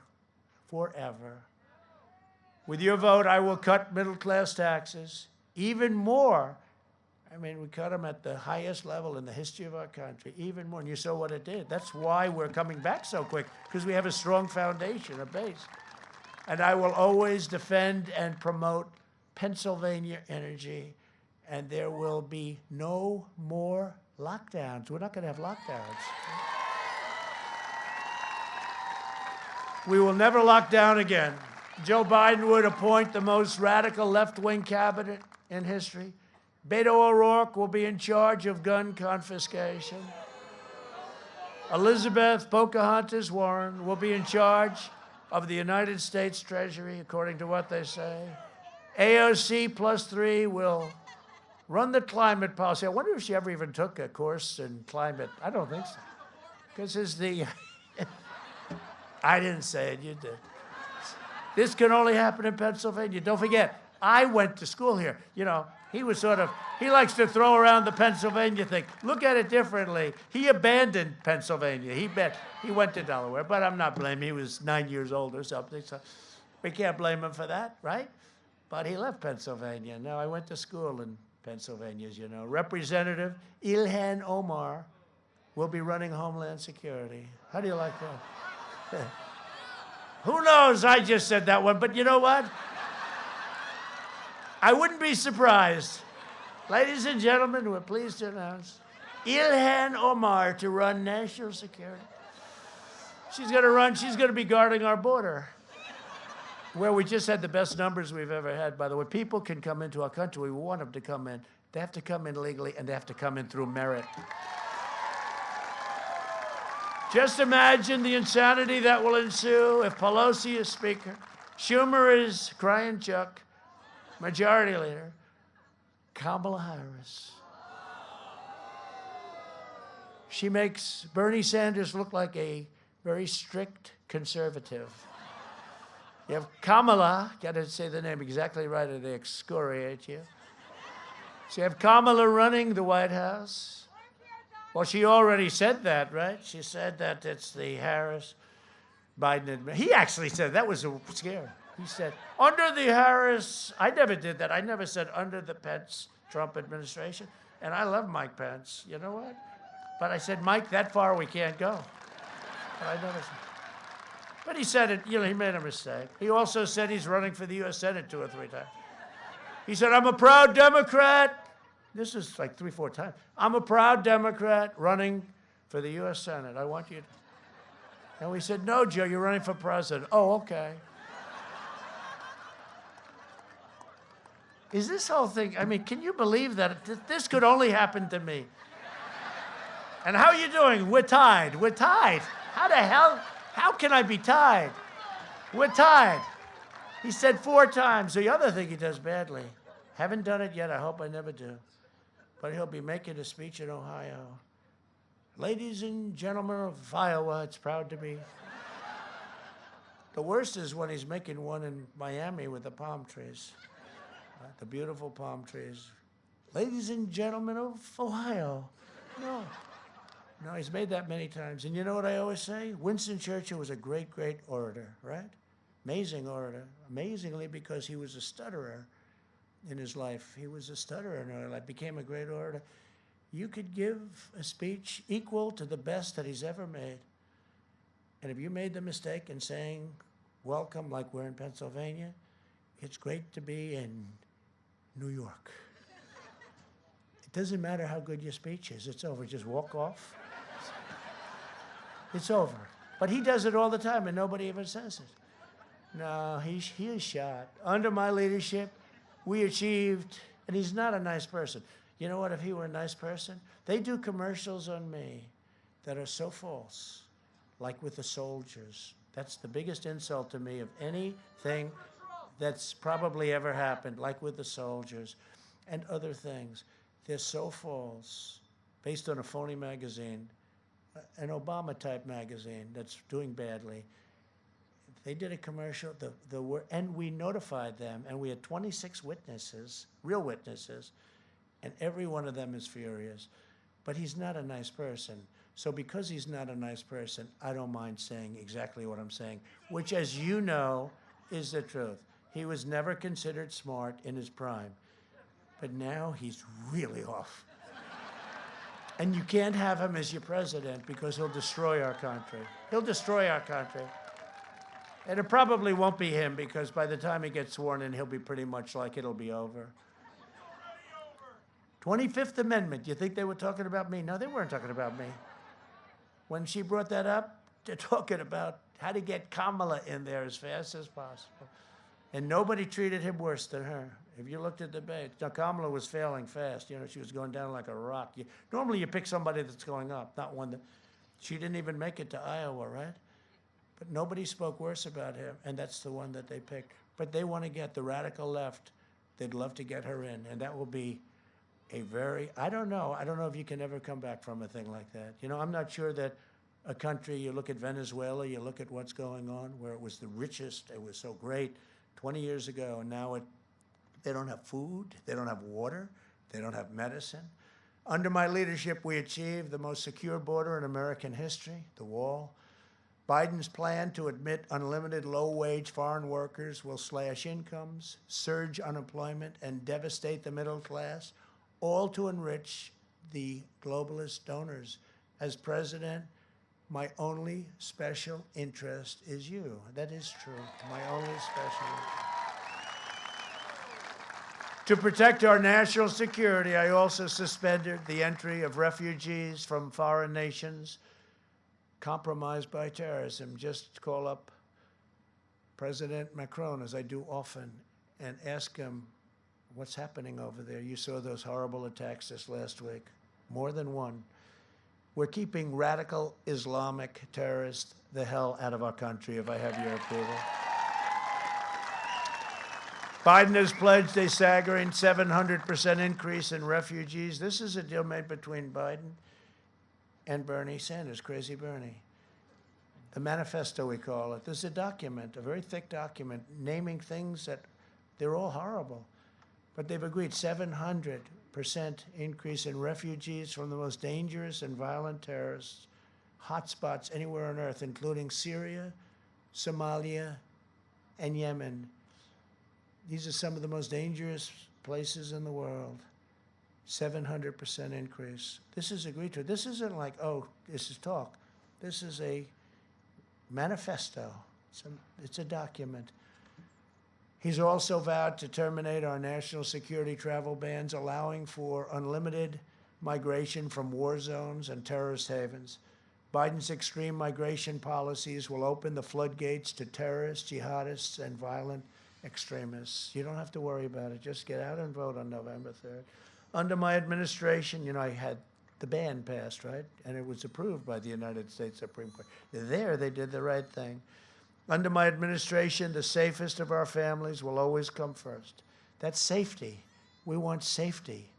Has to come first. The Secretary of Defense under President Obama, Robert Gates, said that Joe Biden has been on the wrong side of every foreign policy issue in his lifetime. President Obama used to say that if you wanted something really screwed up, give it to Joe Biden to handle. This is the guy that we have running. In fact, Obama tried to keep Joe from running. He was very famously quoted as saying, Joe, you don't have to do this. You don't have to do this, Joe. Don't do it. You don't have to do this. I could see that. And then wouldn't endorse him until long after the primaries had ended.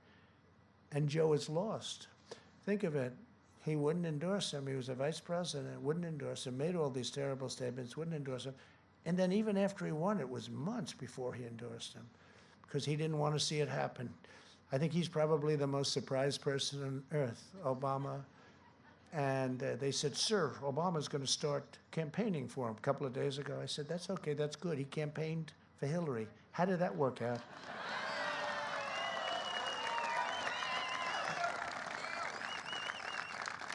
And his crowds are extraordinarily small, just so you understand. They're not big. They're like 22 people, 18 people. For months, Joe Biden and Kamala Harris have been inciting violence against police officers and riots like those carried out by Biden supporters in Philadelphia. Look at what's going on in Philadelphia. They should call us into Philadelphia. We'll solve the problem. Or let their police handle the problem. Let their police handle the problem.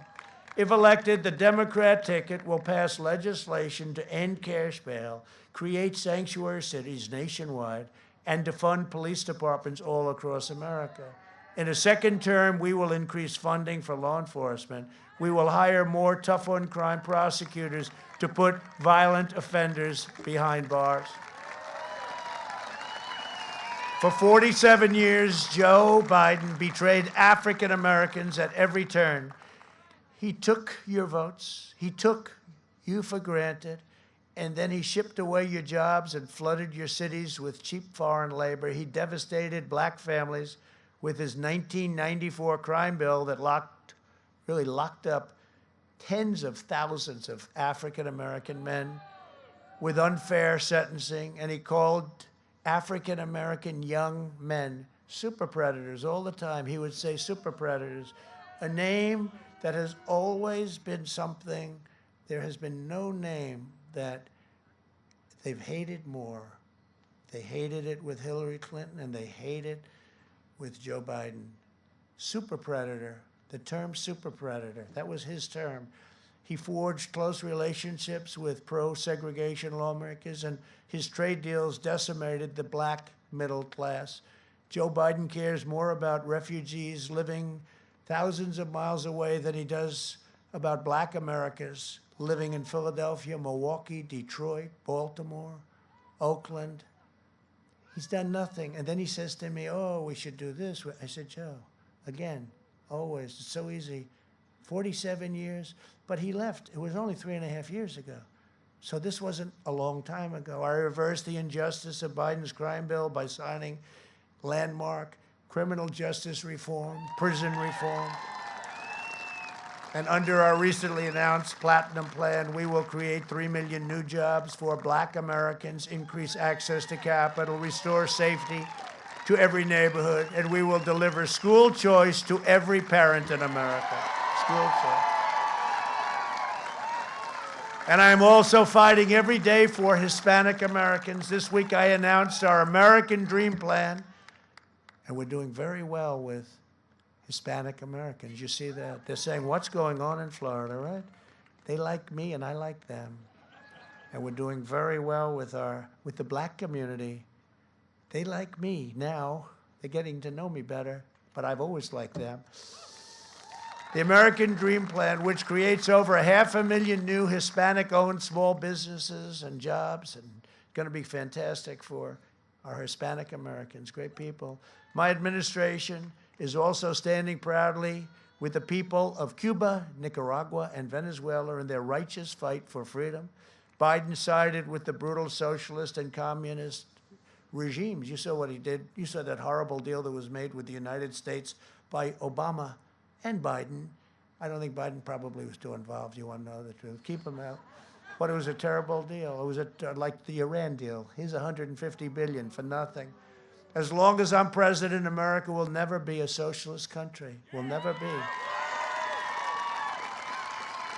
This year, I've laid out the boldest and most ambitious second-term agenda in history. We will create 10 million new jobs in the first 10 months.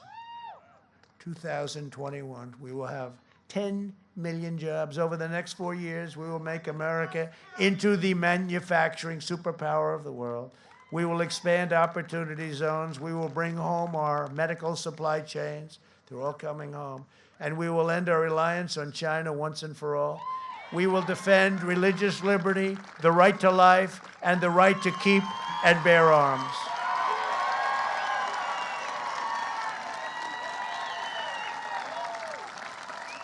And we will restore patriotic education to our schools.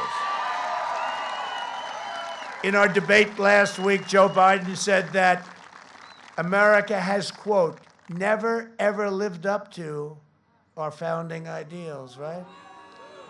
And he said it was an idea. It was just an idea that America's a great country. The United States is a great country. It's not an idea. It's a great country. Pennsylvanians know the truth more than most when you think of the great history of this state. From Washington's Crossing and Independence Hall in Philadelphia to the Quakers who ran the Underground Railroad, from the Union soldiers who lay at the rest, and you lay at rest. They lay at rest in Gettysburg. What a place, Gettysburg, one of the most beautiful places, and so gruesome for a period of time. Never fight uphill, my boys, right? He said, never fight uphill, me boys, never fight uphill. They fought uphill. To the workers of Bethlehem and Allentown who forged the steel that won World War II, America is the story of everyday citizens who have given everything to help this country live up to the highest ideals. My fellow citizens, you deserve a president who believes in America, a president who loves our country, and a president who loves you.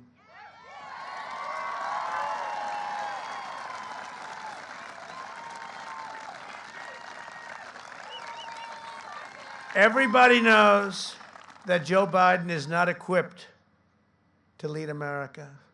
To Republicans, Democrats, and independents across this state, across this nation, I am asking for you to honor me with a vote that's going to make our nation greater than ever before.